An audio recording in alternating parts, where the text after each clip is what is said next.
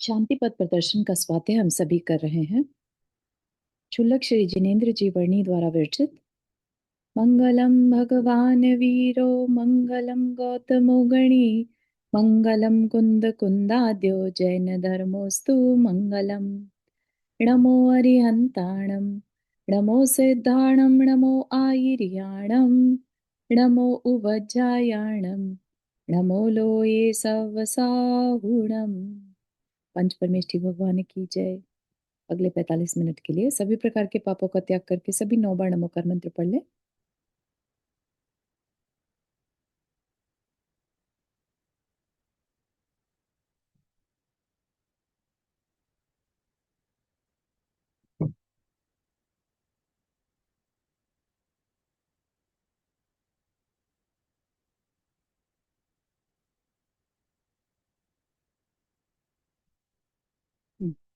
तो हमारा जो यहाँ पर टॉपिक है दर्शन खंड, है ना। हम जैन दर्शन को भी समझ रहे थे और उसमें हमारे लिए We are going to be completing today आत्म साक्षात्कार. Earlier in the first 3 weeks, है ना, हमें बहुत सारी चीजें यहाँ पर बताई गई थी कि वो हमारे जीवन में किस तरह से सहयोगी हैं। हमें अपनी पहचान है क्या और नहीं है, या है तो हमारा गोल क्या है ना। तो बहुत सारी चीजें हमने यहाँ पर सीखी और साथ ही साथ हमने एक ब्रॉडर विजन के साथ धर्म को समझा कि धर्म वास्तव में है क्या। सिर्फ धार्मिक क्रियाएं करने का नाम धर्म है, या जो शास्त्र जी में धर्म की परिभाषा दी है उसको हमने जब धर्म के रूप में समझा, है ना, तो उसमें कहीं पर भी क्रियाओं की बात नहीं आई। ठीक है। धर्म क्या, बेसिकली सम्यक दर्शन को धर्म कहा, सम्यक दर्शन ज्ञान चारित्र को धर्म कहा। वास्तविक धर्म क्या है? अपने स्वभाव को पाना। ठीक है, अपना स्वभाव ही धर्म है। जैसे जल का धर्म शीतलता है, अग्नि का धर्म उष्णता है, ऐसे ही जीव का धर्म भी क्या है? शांति है, सुख है। ठीक। तो उसको पाना, और इसी कारण से अंदर से इतनी ज्यादा आवाज निकलती है, मुझे शांति चाहिए, मुझे शांति चाहिए। समझ सकते हैं आप, सारे जितने भी भागदौड़ है उस सुख और शांति के लिए ही होती है। वो अलग बात है कि हमने क्योंकि सच्चे सुख को और सच्ची शांति को नहीं पहचाना, तो हम इंद्रिय सुख और इंद्रिय शांति जो है, जो हमारी 2-3 तरह की शांति हमें बताई गई थी स्टार्टिंग की, उनके लिए भागते रहते हैं क्योंकि वो ही हमने महसूस करी है ना। कई बार अपनी पर्सनल शांति हमें अच्छी लगती है, तो कई बार हमें दूसरे की हेल्प करके निस्वार्थ भाव की सेवा से जो मिलती है शांति, उसको हम प्रेफरेंस देते हैं। अरे उस शांति की तो कोई कंपैरिजन ही नहीं है। अपना पेट भरने से इम्पोर्टेंट, ज्यादा इंपॉर्टेंट है मैं दूसरों का पेट भर दूं, है ना। तो उससे जो शांति मिली, दूसरों का 10 लोग का और पेट भरा तुमने, तो उससे जो सेटिस्फेक्शन मिलता है वो शायद पर्सनल अपना स्वयं का या अपने परिवार खाली जनों का पेट भरने से नहीं मिल पाती। तो हमने उसको क्योंकि वहीं तक जाना था, तो हमें लगा वही सबसे बेस्ट शांति है, तो वही करो। उसके आधार पर बहुत सारा सेवा ही धर्म है, दया ही धर्म है। अगर आपको ध्यान हो, धर्म की अलग अलग परिभाषाएं हैं, है ना। तो जैसे जिनको खाने पीने का शौक है, वो धर्म के नाम पर बलि चढ़ाने को धर्म कह देते हैं।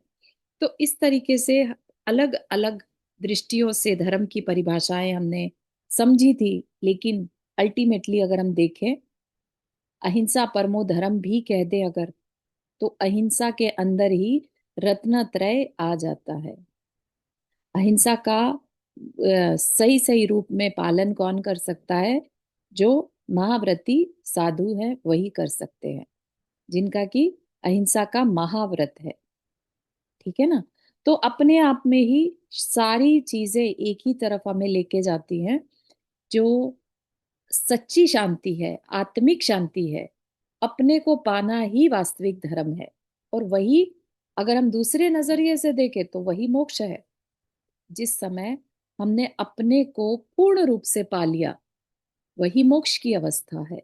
और अपने को पाने का नाम जो अपने से अशुद्धियों को दूर कर दिया, है ना।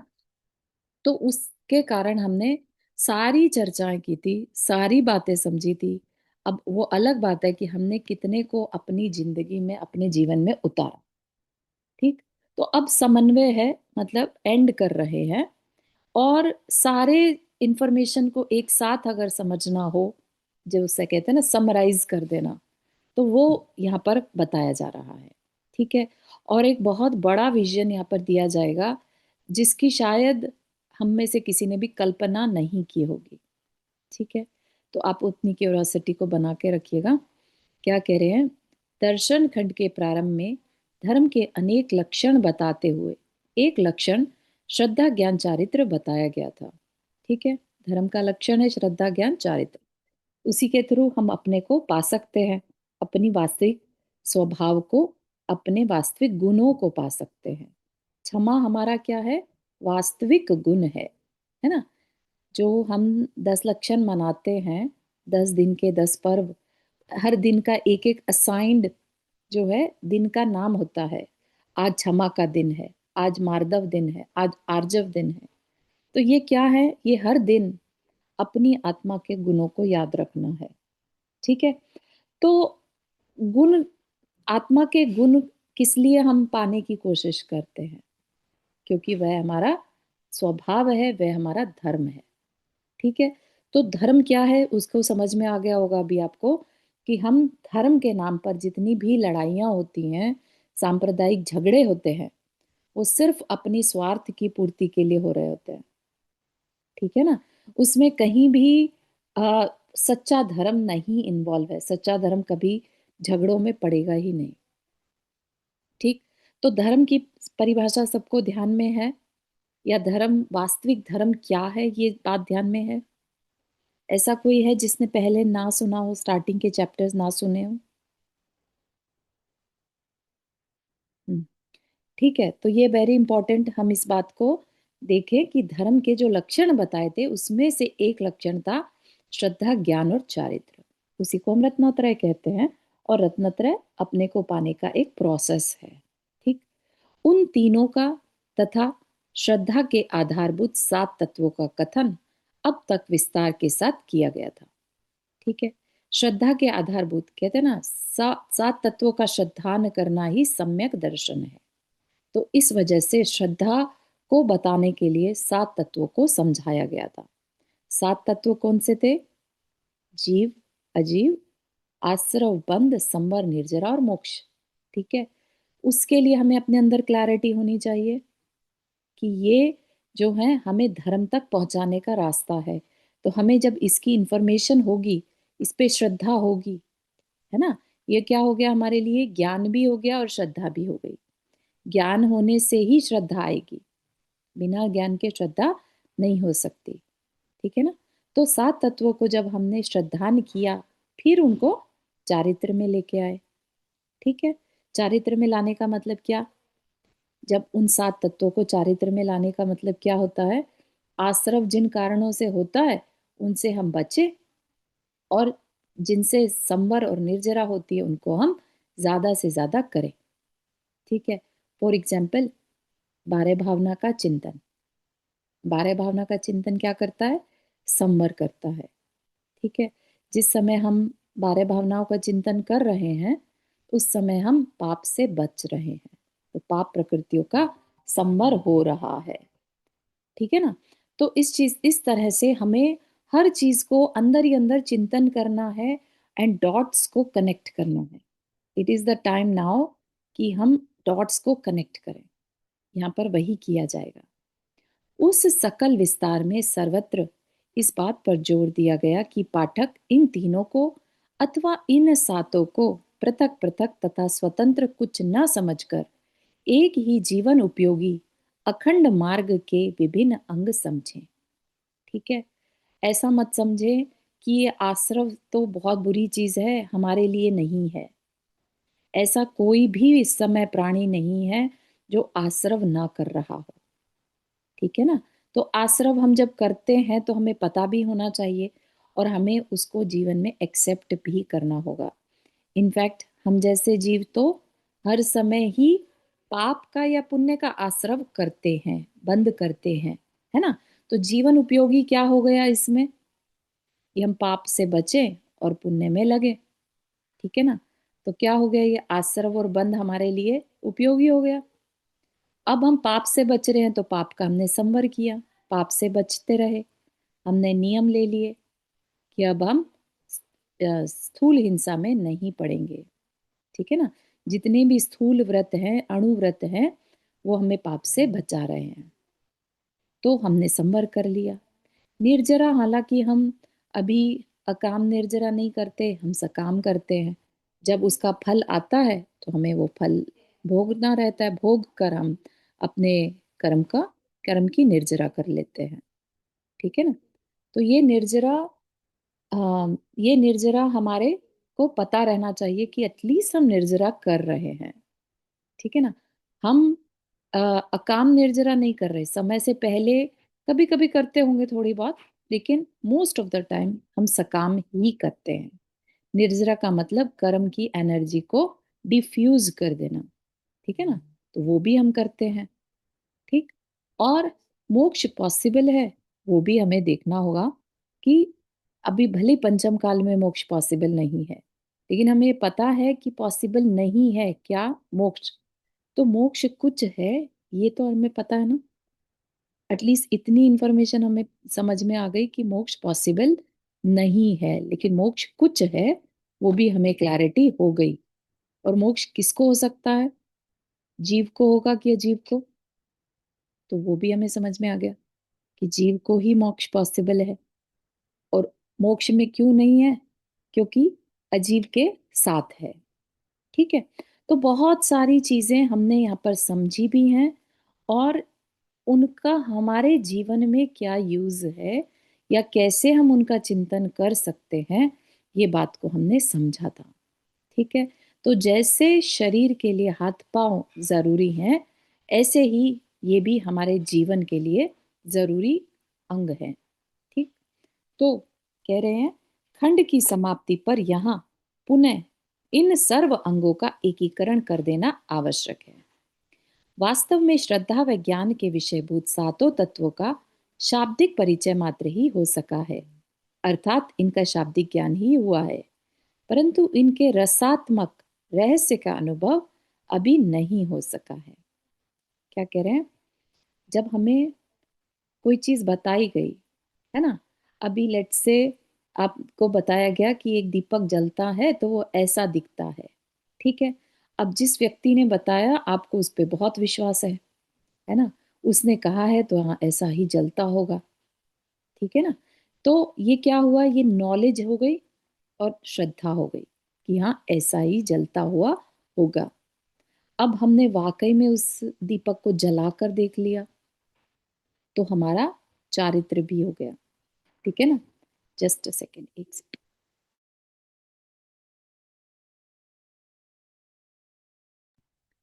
ठीक है। तो हमें श्रद्धा और ज्ञान के साथ अभी क्या हुआ, सो फार हम अपने अंदर झांक कर देखें, हमें क्या हुआ है, हमें शाब्दिक ज्ञान हुआ है। ठीक है। लेकिन अभी रहस्य और रसात्मक ज्ञान नहीं हुआ, या अनुभव नहीं हुआ। मतलब कि हम कौन हैं, इसका हमें अनुभव, ठीक है, फीलिंग में आना, जिसको हमने, आपको ध्यान हो, प्रैक्टिस करने की कोशिश की थी कि 20 मिनट बैठना है और अपनी सांसों को देखना है। अभी तो हमारे अंदर इतने विकल्प उठते हैं कि बाहर में ही दृष्टि उलझी है, अपने अंदर तक तो हम पहुंच ही नहीं पाते। ठीक है ना। तो वो जो अनुभव है, वो अभी तक अगर नहीं आया है, इसका क्या मतलब है, यानी श्रद्धा और ज्ञान क्या है, ये सिर्फ शब्द में है। ठीक है। तो क्या ऐसा करना चाहिए हमें, तो कह रहे हैं कि एटलीस्ट शब्द में ही आ गया ना, तो भी बहुत बड़ी अचीवमेंट है। ठीक है ना। तो कहते हैं यदि हो जाता, क्या हो जाता, अनुभव, यदि अनुभव हो जाता तो इन सात तत्वों में भी भेद देखने में न आता, और उपरोक्त धर्म के तीन अंगों में भी भेद दिखाई नहीं देता। मतलब कि सब कुछ एक हो जाता। अब ये बहुत बड़ी बात है, ये तब तक नहीं समझ में आएगी जब तक कि एक्सपीरियंस में ना आ जाए। थोड़ा सा हमें उसकी एक झलक दिखाई गई थी, इफ यू रिमेम्बर, षटकारक की बताई थी, षटकारक स्वतंत्रता, है ना। हम अगर हम सब कुछ एक ही देखना चाहें, श्रद्धा, ज्ञान और चारित्र की एक रूपता का क्या मतलब है? जो आत्मा है या जीव है, वो अपने को अपने में प्राप्त करता है, अपने द्वारा करता है और अपने लिए करता है, ठीक है ना। उसमें कहीं पर भी कर्म का इन्वॉल्वमेंट नहीं होता। तो ये जो कहा जा रहा है, इसलिए उसमें भेद नहीं, कहीं नहीं दिखाई देगा, ठीक है ना, सब कुछ एक हो गया। ठीक। तो थोड़ा सा एडवांस कह सकते हैं कि एक्सपीरियंस में आएगा तब आप इस बात को समझ सकते हैं, ठीक है। लेकिन ये शाब्दिक ज्ञान वास्तविक महत्ता को प्राप्त तो नहीं हुआ कहा जा सकता, परंतु फिर भी इस शाब्दिक ज्ञान के बिना श्रद्धा किसकी करें और जीवन में किसे उतारें, इस दृष्टि से देखने पर इस ज्ञान की भी महिमा अपार हो जाती है। सम्यक दर्शन जब भी होता है तो उसमें देशना लब्धि होती है, ठीक है, क्षोभक्षम लब्धि होती है, देशना लब्धि होती है, ठीक। तो वो क्या है, वो तब तक पॉसिबल नहीं होगा जब तक हमने इसको सुना ना हो। सम्यक दर्शन जब भी होगा, उपदेश से होगा, देशना मतलब किसी से सुनकर ही होगा, ठीक है। और शिवोपशम होगा तो अंदर उस तरह का हमारे कषायों की मंदता होगी, तब तो हमारे को देशना मैटर करेगी, है ना। तो इसलिए ये सारी नॉलेज भी वेस्ट नहीं है, इसकी महत्ता बहुत ज्यादा है। इससे पता चला हम श्रद्धा किसकी करें और जीवन में किसे उतारें। इस दृष्टि से देखने पर इस ज्ञान की भी महिमा अपार हो जाती है, परंतु यह महिमा उसी के लिए है जो इसे जानकर इसके अनुसार अपने जीवन में कुछ परिवर्तन करने का प्रयास करें, ठीक है। जान लिया। आप में से कुछ लोग ऐसे होंगे जिन्होंने जितना जितना पढ़ते गए, अपने लाइफ में चेंज को फील करते चले गए। I know few people for sure कि जिन्होंने ये एक्सपीरियंस को शेयर भी किया है कि उनकी लाइफ में चेंजेस आ रहे हैं, ठीक है। तो वो चेंजेस सिर्फ पढ़ के चेंज आने लगा तो कितनी बड़ी बात है। इसका मतलब वह ज्ञान कार्यकारी ज्ञान है। अगर जीवन में परिवर्तन आ रहा है ना, तो समझिए वो एक तरह से, एक दृष्टि से चारित्र ही है, ठीक है ना। केवल शब्दों के जानने में संतोष धार ले तो ज्ञान हुआ और ना हुआ बराबर है, उल्टा अभिमान का कारण बनकर और भी अनिष्ट कर सकता है। एक चीज पूछ सकती हूँ क्या, आप इसको उदाहरण से समझा सकती हैं? जैसे आपने जिस दर्शन खंड के बारे में बताया ना, हम्म, ये वाले स्टार्टिंग में, जी। श्रद्धा ज्ञान जाए, मतलब कैसे एक बार श्रद्धा हुई तब उसका मतलब अभी अपन को। एग्जाम्पल दिया था ना, दीपक का एग्जाम्पल दिया। अच्छा, मतलब वही वाला हुआ, हाँ। दीपक वाले हुआ ना। हाँ। अच्छा ठीक। आपको किसी ने कुछ बता दिया, मान हम्म। लिया आपने क्योंकि आपको इसके ऊपर दृढ़ श्रद्धा श्रद्धा हुआ। थी, है ना? हाँ। मान तो लिया, लेकिन जब तक जो खुद के देखने में एक्सपीरियंस होता है और जो दूसरे के बताने में होता है, बहुत डिफरेंस है उसमें, करेक्ट। हाँ हाँ। कोई क्रिएट कर दे पिक्चर कितनी भी, आप उसको वैसा फील नहीं कर पाएंगे जब तक बस आपने सोचते वास्तविक। रह जाएंगे उसके बारे में, अपन पर अपन नहीं कर सकते उसको। हाँ। ऐसे ही कहीं पर भी लगा लीजिए, जगहों की बात होती है, कोई कह दे फलानी जगह इतनी सुंदर है, वहां पर ये है, ये है, ये है, सब कुछ डिटेल दे दे, तो भी आप वो फील नहीं कर पाएंगे जब तक आप खुद वहां पहुंच नहीं जाए, है ना। ऐसे ही फल का स्वाद है, कोई कितना भी आपको फल का स्वाद बताने की कोशिश करे, राइट, हाँ, मीठा है, जब तो अपन ने टेस्ट नहीं किया। हैचिंग है, जब हाँ यार। टेस्ट ना कर, हाँ है ठीक ना। ठीक। हाँ हाँ। Thank you. तो कह रहे हैं कि ये जो ज्ञान है ना, इसको शब्दों में जानकर संतोष मत धारण कर लेना, नहीं तो क्या होगा, ज्ञानी बनकर हम अभिमान करने लगेंगे, अरे हमें तो बहुत नॉलेज है, ठीक है ना। और फिर हमने समझा था कि सम्यक दर्शन दृष्टि को मद नहीं होता, अगर मद है तो सम्यक दृष्टि नहीं है, ठीक है ना। तो मद आने का चांस बढ़ जाता है अगर सिर्फ ज्ञान हुआ और एक्सपीरियंस नहीं हुआ, ठीक है ना। ठीक। एक्सपीरियंस होने के बाद तो अपने ने कितने सारे गुण समझे थे, उसमें भय नहीं रहता, है ना, इच्छा नहीं रहती, आकांक्षा, आकांक्षा नहीं रहती, निर्विचारता, हाँ। है ना। तो सारे गुण आ गए सब। सारे गुण आ गए। वो कब आएंगे? जब एक्सपीरियंस ओके, होगा। हाँ, ओके। अगर एक्सपीरियंस नहीं हुआ तो सब बनावटी होगा। डर के मारे हम क्या करेंगे? हम दिखाएंगे कि अरे हम तो सम्यक दृष्टि हैं, हाँ, हम कि हमको कोई बालों से कोई आशा नहीं है, हम्म, कोई, हाँ, ठीक बात है। ठीक, ठीक है। Thank you. ठीक है ना। तो अब जितनी भी बातें हमने पढ़ी हैं उन सबको यहाँ पर याद रख के प्रेजेंट में लेके आना। ठीक है। तो कह रहे हैं, यहाँ तक कथित 7 खंडों में विभक्त इस विस्तृत वक्तव्य के अनुसार अपने जीवन को ढालने के लिए इन सातों में परस्पर क्या मेल है यह जानना आवश्यक है। 7 खंड मतलब 7 तत्व। क्योंकि भले ही जानने में या बताने में शब्दों की क्रमिकता के कारण इस अखंड एक विषय के 7 खंड बनाए गए हों, पर जीवन में यह 7 खंड रूप से उतारा नहीं जा सकता। जैसा कि पहले प्रकरण 6.1 में एक श्रद्धा के विषय को प्रयोजनवश विश्लेषण करके 7 भागों में विभाजित किया गया, उसी प्रकार अब वह प्रयोजन पूरा हो लेने पर उन सातों खंडों का एकीकरण करना भी आवश्यक है, क्योंकि श्रद्धा वास्तव में 7 नहीं 1 है।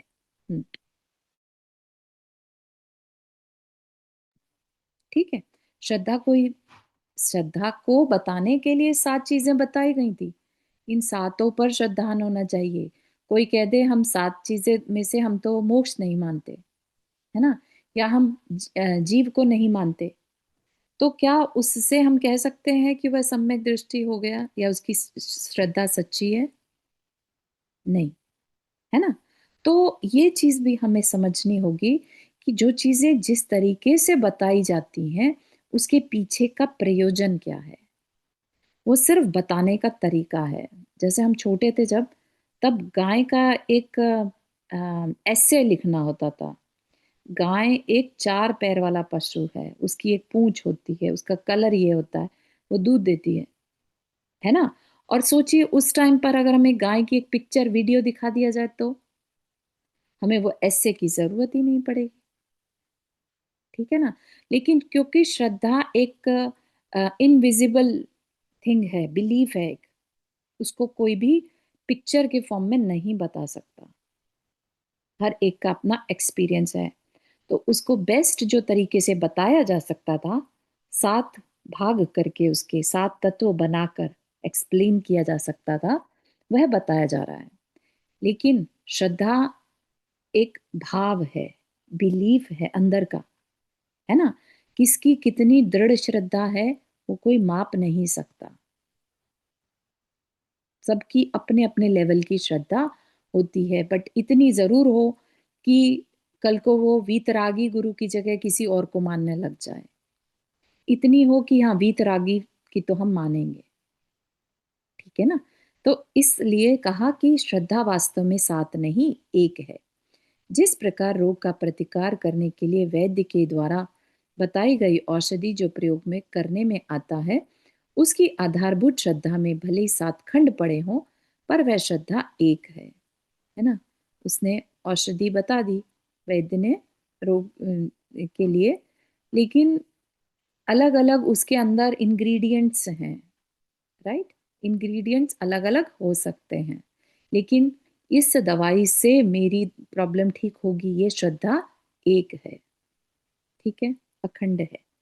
इसी प्रकार इस विकल्प रोग के प्रशमनार्थ, प्रशमनार्थ मतलब दबाने के लिए या खत्म करने के लिए, विकल्प रोग जो हमारे संकल्प विकल्प का चलता रहता है, तो प्रशमनार्थ जो प्रयास जीवन में किया जाने वाला है, उसकी आधारभूत श्रद्धा में ये 7 खंड भले ही पड़े हों, पर श्रद्धा 1 है, और वह इस प्रकार है। अब सबको कंबाइन करके बता रहे हैं। मैं वास्तव में शांति का पिंड तथा चैतन्यात्मक अमूर्तिक पदार्थ हूं, परंतु अपने को वह अपने अंदर पड़ी शांति को भूल जाने के कारण मैं इन दोनों की खोज शांति अशांति विहीन अचेतन तथा मूर्तिक शरीर में अथवा धन आदि जड़ पदार्थों में करता फिर रहा हूं। ठीक है। हम सबके साथ ही ये चीज लागू होती है। क्या कि ये समझ लीजिए कि जैसे हम बड़े पैदा होते हैं, है ना? शांति तो चाहिए होती है। बच्चा रोता है क्योंकि उसे भूख लग रही है और भूख के लिए जैसे उसको फीड किया जाता है, उसे शांति पड़ जाती है। ठीक है? तो शांति का कॉन्सेप्ट तो बच्चे होने से ही स्टार्ट हो चुका होता है, अपने जो विजुअल में आता है। हालांकि ये जीव तो अनादिकाल से है, अनादिकाल से उसने शांति को इच्छा की है कि मुझे शांति चाहिए, मुझे सुख चाहिए, है ना? कभी कभी केओस इतना बढ़ जाता है कि कई लोग तो किसी दूसरी जगह बदलने को अपना कि चलो मुझे यहाँ रहना ही नहीं, मुझे इन लोगों से दूर जाना है। कहीं तो उस जीवन को ही छोड़ने की बात सोच लेते हैं कि अब अशांति सहन नहीं हो रही है। ठीक है ना? लेकिन ये सब कुछ किस और इंडिकेट करता है कि हर जीव को अंदर से शांति चाहिए। ठीक है? लेकिन शांति की पहचान नहीं हो पाती। ठीक? तो क्या करता है? शांति तो चाहिए लेकिन पहचान है नहीं, तो अचेतन तथा मूर्तिक शरीर में अथवा धन आदि जड़ पदार्थों में शांति ढूंढता है। ठीक है? जड़ पदार्थों में शांति ढूंढ रहा है, हो सकता है ये मिल जाए तो मुझे शांति पड़ेगी, मेरा बस इतना काम हो जाए फिर शांति पड़ जाएगी। आज तक किसी को भी शांति पड़ी क्या? आज तक कितनी बार हमारे काम हुए होंगे जो हमने सोचे थे और हो गए, है ना? फिर क्या इन आप में से कोई ऐसा है जो हाथ खड़ा कर सकता है कि मैं बिल्कुल शांत हूं, मुझे तो कोई भी अशांति का कारण है ही नहीं जीवन में, हर समय मैं शांत हूं, है ना? हम सब अशांत हैं फिर भी, इतना अ, चीजें होने के बाद भी, धन पैसा जड़ वस्तुएं होने के बाद भी हम अशांत बने हुए हैं। ठीक है ना? तो कहा कि कारण क्योंकि हम उसको गलत जगह ढूंढ रहे थे, बिल्कुल उस मृग की भांति जिसकी नाभि में छिपी है गंध, पर उसे बाहर में खोजता हुआ उसे कहीं न पाकर व्याकुल हो रहा है। मैं भी व्याकुल बना हुआ हूं। यह जीव व अजीव तत्व की एकता हुई। एकता मतलब जीव जो है अभी किस लिए व्याकुल है? अजीव के कारण। फिर क्या करता हूं मैं? गलती कहाँ कर रहा हूं? उपरोक्त भूल के कारण नित्य ही नए नए विकल्प व इच्छाएं धारण करके इच्छाओं संबंधी पुष्ट संस्कारों को और अधिक पुष्ट करते हुए व्याकुलता में प्रतिक्षण वृद्धि करता रहता हूं। यह मेरा अपराध है और इसी को आश्रव बंध तत्व कहते हैं। ठीक है? हमने बहुत डिटेल में आश्रव बंध का सेक्शन पढ़ा था। पाप और पुण्य आश्रव है, पाप भी आश्रव है और पुण्य भी आश्रव है, पाप भी बंद है और पुण्य भी बंद है। ये बात हमने पढ़ी थी, है ना? मंदिर जाने की इच्छा है, इच्छा तो इच्छा है, उसमें हमें पुण्य का बंध हो रहा है। किसी को हेल्प करने की इच्छा है, इच्छा तो इच्छा है ना? ठीक है, लेकिन एक में पुण्य का बंध हो रहा है और वही किसी को हर्ट करने का मन हो रहा है तो वही पाप का बंध हो रहा है। ठीक है ना? मन से आश्रव होता है, इच्छाओं से आश्रव होता है। ठीक है? ये बात हमने समझी थी। तो जीव अजीव हो गया, आश्रव बंद हो गया, चार तत्व समझ में आ गए। ठीक? यदि उन्हीं जीव व अजीव में स्वपर भेद विज्ञान प्रकट करके इस भूल को दूर कर दूं, तो अपनी शांति को बाहर खोजने के बजाय अंदर में खोजने लगूं। अर्थात इंद्रिय ग्राह्य जो अजीव तत्व है उस पर से अपना लक्ष्य हटाकर अंदर में प्रकाशमान जो जीव तत्व है उसका आश्रय लूं। वर्षा जी आपने हाथ रेस किया। जी जय जिनेन्द्र ठाकुर जी। जी जो आपने बताया पुण्य और पाप दोनों का आश्रय होता है, तो पुण्य का जो आश्रय होता है उसका बंद होता है, तो वो कर्म मतलब उसके भी कर्म हमें भोगने पड़ते हैं। हाँ बिल्कुल, पुण्य कर्म तो कर्म ही है, राइट? और पुण्य जी का जो भोग होता है ना वो साता रूप होता है, राइट? सुख रूप। अच्छा। तो वो जी हमें कभी बुरा नहीं लगता क्योंकि हम उसी अच्छा। सुख को वास्तविक सुख समझ लेते हैं। अगर समझ ले तो हाँ समझ हाँ, गए। है ना? अभी साता साता साता का बंद होगा, मतलब जो बंद होगा उससे साता होगी, लेकिन उसमें भी हम मतलब सुख समझ ले तो वो हाँ, फिर कर्म है ना? हाँ, अशुभ वह कर्म का हमारी भूल कारण बन होगी। जाएगा। हाँ, वो हमारी भूल ये होगी समझ। कि ये जी कर्म, क्योंकि कर्म के आधार पर है। ठीक है। ठीक है, हम्म। ठीक है, थैंक यू। तो अब यहाँ पर कह रहे हैं 4 तत्व हमें समझ में आ गए, चारों को मेल बैठा दिया। हम जीव हैं, अजीव के साथ हम लगे रहते हैं क्योंकि हमें तो जीव की पहचान ही नहीं है। हम तो अजीब चीजों में, धनादि में, शरीर से ही अपने को खुशी ढूंढ रहे हैं, राइट। और कुछ ना कुछ क्रिया करते रहते हैं तो आश्रव बंद कर रहे हैं। तो ये हम 4 चीजें समझ आ गई। अब कह रहे हैं कि अगर किसी को स्वपर भेद विज्ञान हो जाए कि मैं कौन हूं, तो क्या होगा, है ना। स्वपर भेद विज्ञान अगर हो जाए तो थोड़ा सा अपनी भूल को करेक्ट करेगा और शांति बाहर में देखने की बजाय शरीर को मैं मानकर बैठा था अभी तक, या परिवार मेरा है, मैं मेरा की पहचान करेक्ट हो जाए, है ना, तो क्या करेगा, अब बाहर में ना देखकर अंदर में देखना शुरू कर देगा। ये क्या हो गया, ये संवर हो गया। जब खुद में अंदर में झांकना शुरू कर दे, वह संवर हो गया। ठीक है। वह वह यानी जीव वहां है ही, इसलिए अवश्य उसे खोजने में मैं सफल हो जाऊं। शांति के दर्शन होते ही बाह्य के विकल्प समाप्त होते चले जाएं। शांति के दर्शन होते ही बाह्य के विकल्प, यानी अब आप ये समझिए कि जीव जो है वो इस शरीर में है, ठीक है। जब जीव इस शरीर में है जिसको कि हमें पाना है, और पाने के लिए हमें कुछ करना नहीं, बाहर से कोई निमित्त नहीं चाहिए। निमित्त बस इतना भर चाहिए कि लेट से हमारा कोई दुख है तो वो दुख दूर करने में अगर कोई निमित्त बन जाए तो ठीक है, हमें वो निमित्त चाहिए। लेट से शारीरिक कोई बीमारी है तो हमें एक अच्छा वैद्य चाहिए या कोई सेवा करने वाला चाहिए ताकि हमारे वो शरीर की तकलीफ दूर हो सके, ठीक है। लेकिन जो वास्तविक शांति है उसके लिए हमें उस निमित्त की भी आवश्यकता नहीं है। वो जो शांति, वास्तविक शांति है, वो अपने पास रहने से या अपने उस जीव तत्व को पाने से होगी, ठीक है ना। उसके लिए हमें बाहर किसी की जरूरत नहीं है। तो अब जब बाहर किसी की जरूरत नहीं है तो बाहर के सारे विकल्प खत्म होते चले जाएंगे, ठीक है ना। और अधिक से अधिक, अधिकाधिक उस शांति में स्थिरता धरने से पूर्व के विकल्प उत्पन्न करने वाले संस्कार कटते चले जाएंगे, ठीक है ना। अब जो पहले भागदौड़ चल रही थी, मैं मेरा, मुझे अपने लिए करना है, मुझे ये जाना है, मुझे इधर देखना है, मुझे वो खाना है, मुझे वो पहनना है, सोचिए कितने विकल्प, ठीक है ना। तो वो सारे विकल्प जो हैं वो संस्कारवश थे पहले, क्योंकि हमें क्या लगता था कि इसी में शांति है। इस शरीर को संभाल लो, अपने परिवार को संभाल लो, ये खुश हैं तो सब शांति ही शांति है, ठीक है। लेकिन नहीं, जब हम अध्यात्म में प्रवेश करते हैं तो पता चलता है वास्तविक शांति तो हमारे अंदर हर समय है, सिर्फ हम उस तक पहुंच नहीं पाते। तो जब उस तक पहुंचते हैं, अधिक अधिक उस शांति में स्थिर रहते हैं, तो पूर्व के विकल्प उत्पन्न करने वाले संस्कार कटते चले जाएंगे। संस्कार कटते चले जाएंगे मतलब अब हमारा मन ही नहीं करेगा विकल्प में पढ़ने का, ठीक है ना।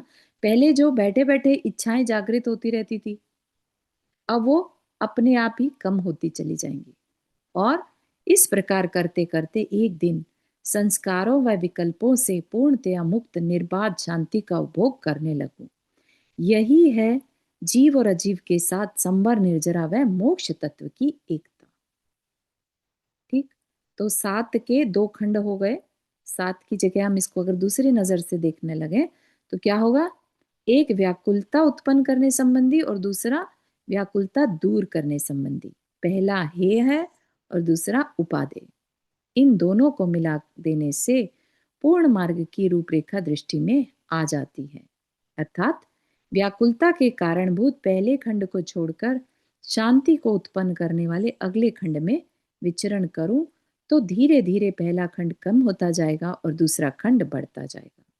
खंड मतलब पहला खंड है व्याकुलता और दूसरा खंड है निराकुलता, ठीक है ना। तो अभी हम क्या है, हम फुल्ली पहले खंड में हैं। हम व्याकुल हैं, 24 घंटे व्याकुल हैं। कोई भी एक क्षण ऐसा नहीं मिलता जब हम शांति असली शांति को, निराकुल शांति को फील करते हो। ठीक है ना। पेट भर गया तो शांति पड़ गई, उसको, उसकी बात यहाँ पर नहीं की जा रही है। मतलब सब कुछ होते हुए भी अंदर में शांति बनी रहे, सारे साधन वैसे के वैसे ही हैं और फिर भी हम निराकुल रहें, तो वो कैसे पॉसिबल है? वो सिर्फ और सिर्फ हमारे संकल्प विकल्पों से दूर जाने के से ही पॉसिबल होगा, इच्छा ही ना होना। ठीक है ना। तो इच्छा नहीं होना इज अनाकुलता, व्याकुलता दूर। क्योंकि व्याकुलता है क्या? संकल्प होना, संकल्प विकल्प होना। मैं ये करूं, मैं ये, मुझे मिल जाए, है ना, इसके लिए प्रयत्न करूं, ये करूं, वो करूं, बस हर समय जो ये चलता रहता है ना, इनकम्प्लीट इच्छाएं हमारी।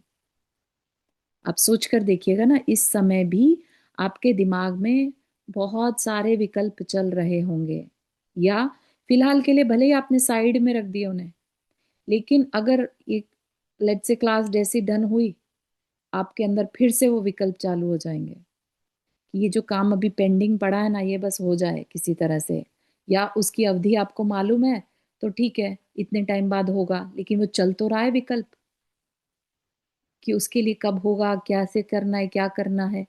बहुत सारे हमारे अलग अलग विकल्प चलते रहते हैं। ठीक है ना। किसी की आदत होती है, ठीक है अभी एक विकल्प पूरा हो जाए तब दूसरे के बारे में सोचेंगे, बट चल तो रहा है ना, हमारा ब्रेन कभी खाली नहीं बैठता, कंटिन्यूअसली हम थिंक करते रहते हैं इन विकल्पों के बारे में।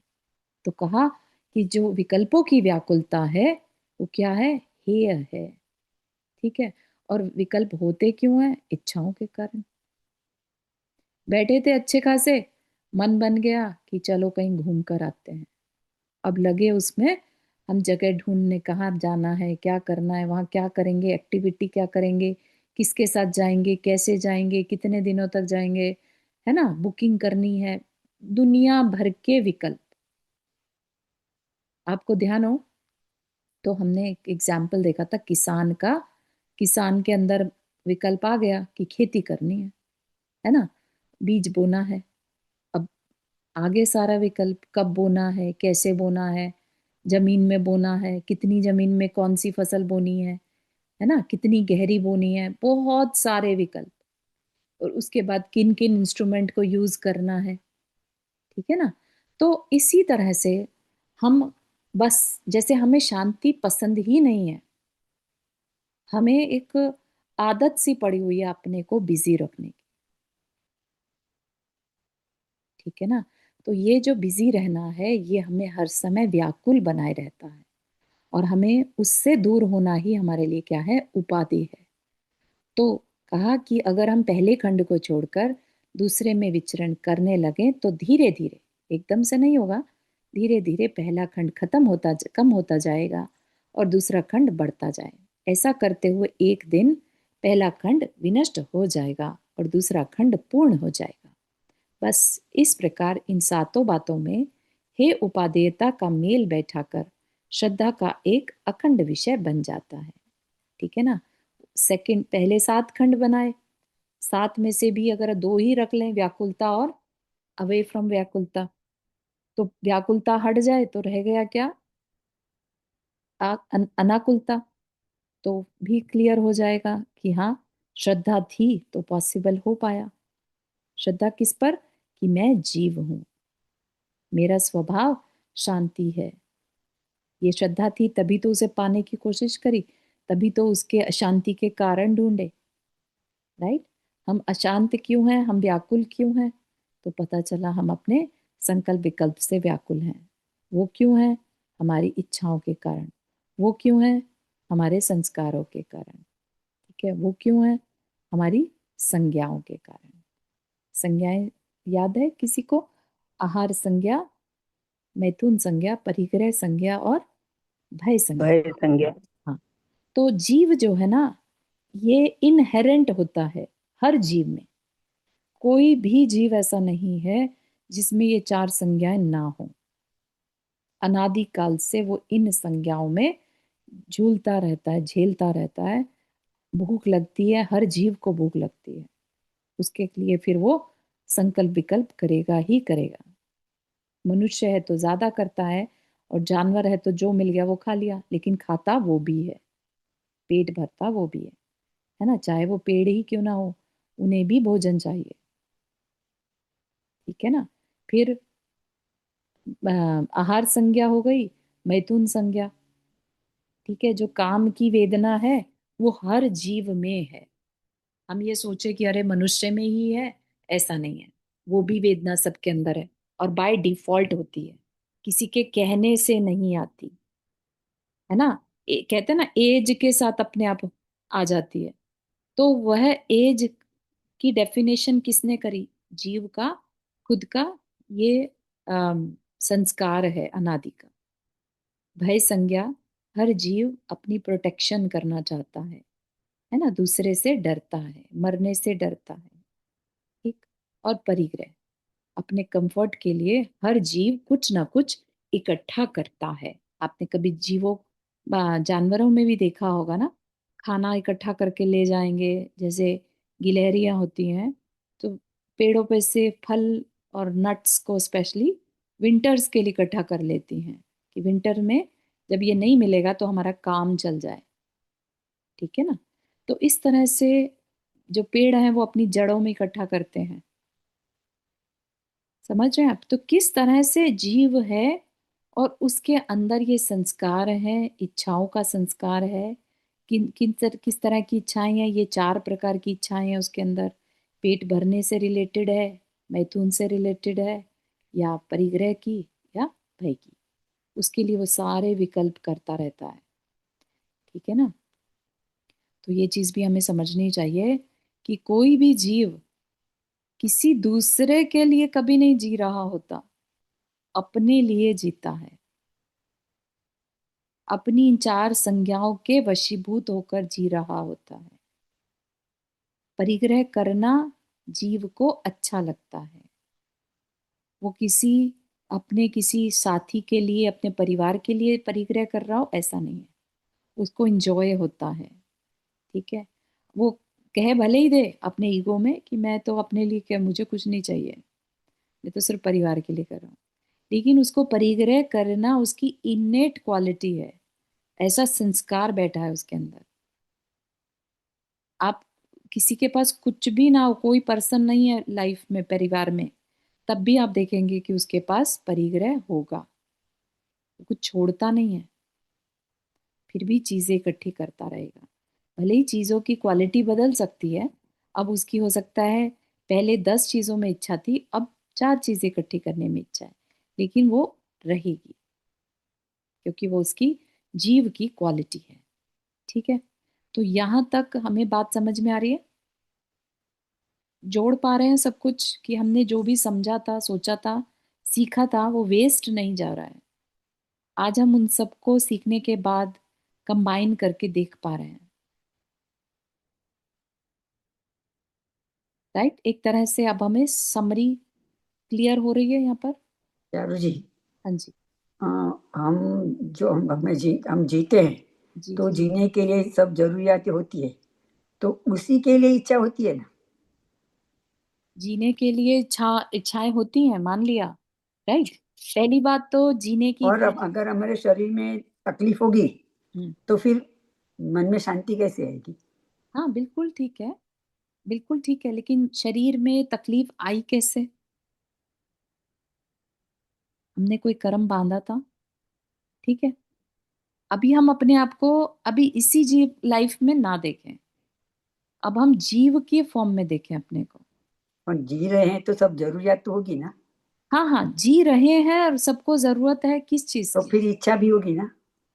आप एक बात देखिए ना, कि एक साधु भी जी रहा है, और एक गृहस्थ भी जी रहा है, और एक नॉन जैन भी जी रहा है।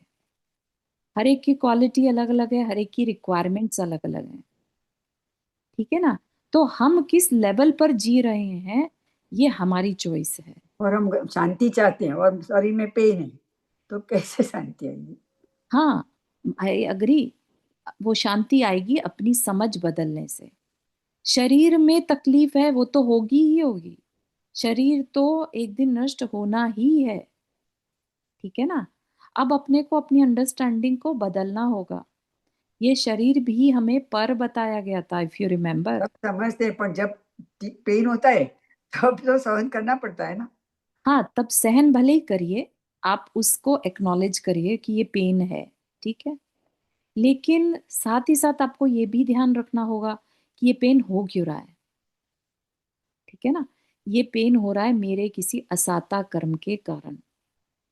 मैं वही बोलती हूँ कि पेन होता हाँ, है, सब समझते हैं हाँ, और सहन भी करते हैं, पर हाँ। जब उस टाइम पे मन में शांति नहीं रहती, वो तो ठीक प्रॉब्लम। है, शांति जाएगी, क्योंकि असाता आई है तो शांति तो जाएगी, हम्म। ठीक है ना। और सुख भी आ जाए तो वो हमारे को कोई परमानेंट शांति नहीं देकर जाता। तभी बोला है कि कर्म के अधीन कभी भी सुख परमानेंट नहीं होता। अभी सुख जैसी तो कोई चीज ही नहीं है, फिर दुख जैसी चीज है। हाँ, सुख की तो इच्छा ही नहीं है, दुख नहीं आए वही इच्छा है। नहीं, दुख नहीं आए ये भी नहीं सोचना, क्योंकि दुख सहन नहीं हो सकता दुख है। क्या है? दुख असाता कर्म है, ठीक है ना। कर्म चाहे असाता आए चाहे साता आए। अब देखो, अब आप ग्रेजुएट लेवल पे पहुंच गए हो, हाँ, आपकी बात सच है। ठीक है। अब मैं हमें कि उस मेरे लेवल, जीवन में शांति आ जाए। अच्छा, मैं समझना शांति आ चाहती हूँ। जाएगी, शांति और आएगी। जब पेन आता है ना शरीर में, तो उसी पर फोकस हो जाता है। हाँ, तो पेन क्यों आया? क्योंकि हमने आश्रव किया था। हाँ, समझ आपको तत्व दृष्टि रखनी वो होगी, तो मैं समझ सकती हूँ, मैं सब बस समझ सकती उतना ही है। उसके बाद भी ऐसा नहीं और कह रहे बॉडी कि को आप अपना एकदम मानना शांत। नहीं है, तो शायद थोड़ा कम होता है, हूँ। अब इग्नोर करते हैं और मैं सब समझ चुके, बॉडी मेरी नहीं है, मेरे को सहन करना है। पर वो जब वो सहन करते हैं ना, तब शांति नहीं रहती, वो मैं बोलती हूँ। बिल्कुल, बिल्कुल, बिल्कुल वो शांति नहीं रहती, लेकिन फिर भी आप जिस लेवल पे सोच पा रहे हैं कि ये शरीर मेरा नहीं है, हम्म। आप सोचिए उन लोगों के बारे में जो शरीर को अपना मानते हैं। करेक्ट, शरीर ही मैं हूं वो मानते हैं। उनकी तकलीफ और आपकी तकलीफ में बहुत डिफरेंस है, ठीक है। उस अपेक्षा से आप एटलीस्ट कुछ शांत तो हैं, ठीक है आंटी। हाँ, पर आपको समझ में आ रहा है? मैं सब हम समझती हूँ, इसी पर मैं बात से शांत हो जाएं कि कि जब हम, शरीर में पेन आए तो शांति कैसे मिल सकती है, मैं हाँ, वही तो करती इतनी देखो, शांति का रूप कुछ भी हो सकता है ना। एक होता है अगर शरीर में तकलीफ आई, एक होता है शारीरिक पीड़ा और एक होती है मानसिक पीड़ा, ठीक है। हूँ। शारीरिक पीड़ा आप सहन कर रहे हैं, मानसिक पीड़ा क्यों हो रही है, हम्म। ठीक है ना।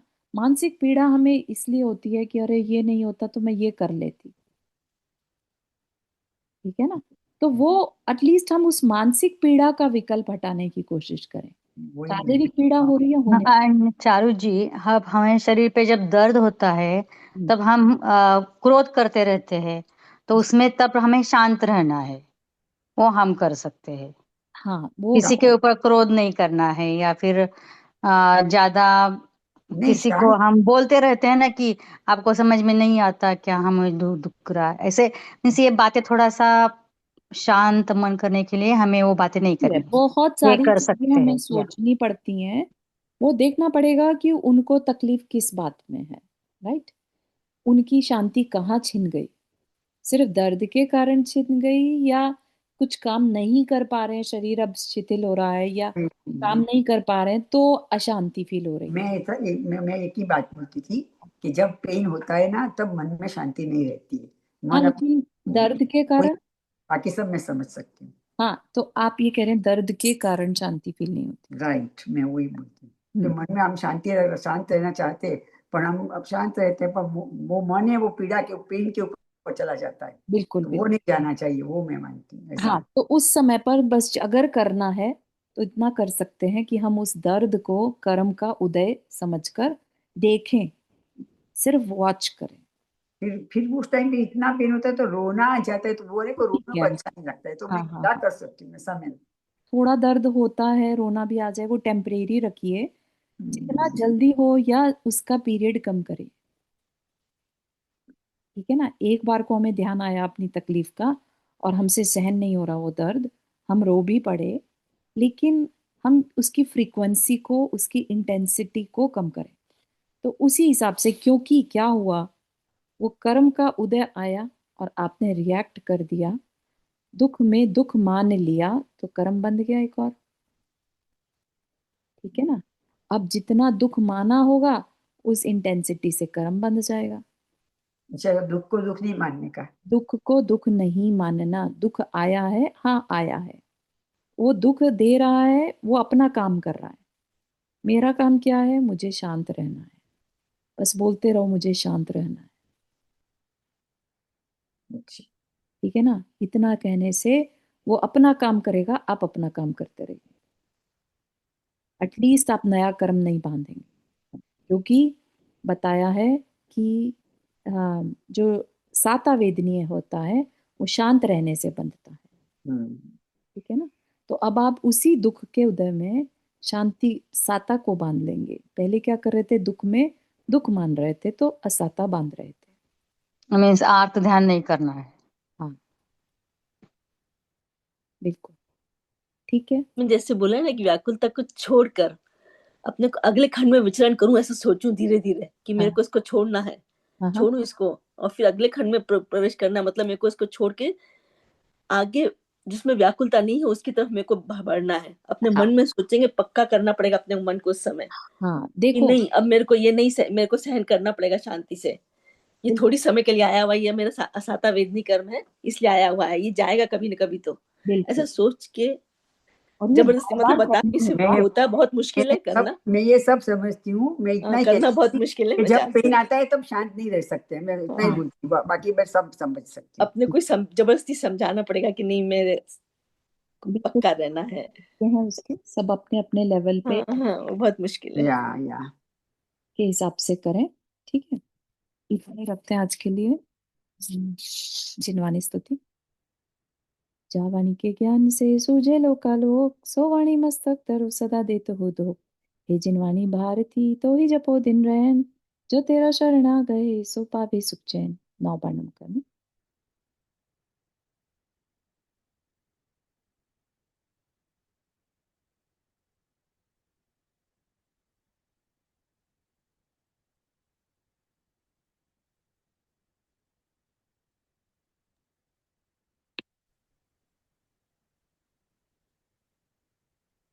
सभी को जय जिनेन्द्र। जय जिनेन्द्र।